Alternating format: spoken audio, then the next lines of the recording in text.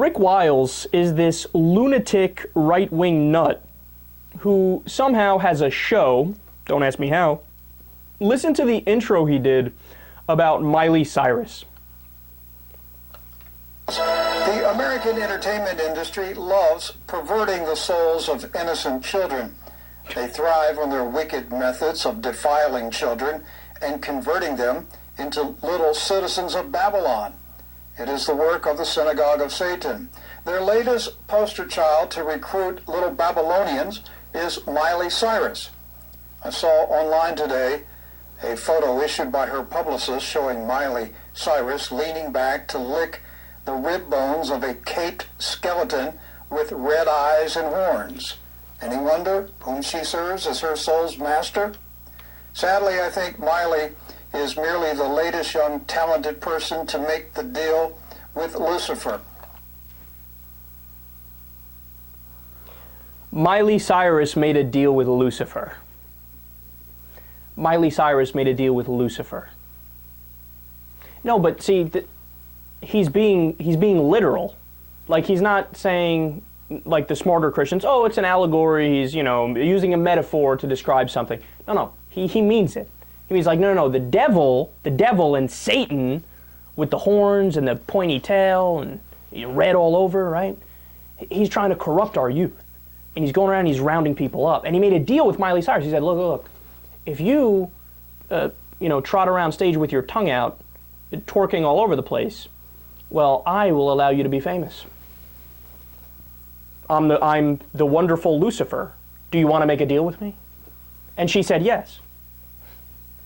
How insane, how can anybody believe that? How can anybody believe that? Because of all the things Satan could do, he's Satan, right? Why not, okay, let's give some kids cancer. He's Satan, he's evil. Isn't that what he would want to do? I'm Satan, I do all these evil things. Let's make another tremendous hurricane hit this area and destroy people's livelihoods and their houses and their businesses. Let's directly kill people with cancer.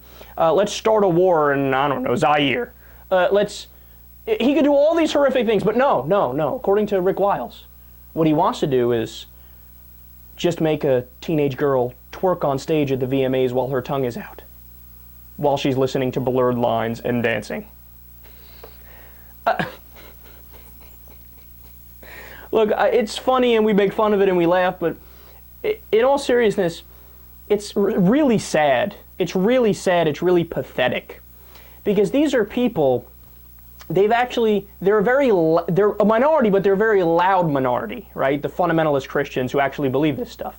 And they actually affect a lot of the political debate and discussion and the policy in the United States.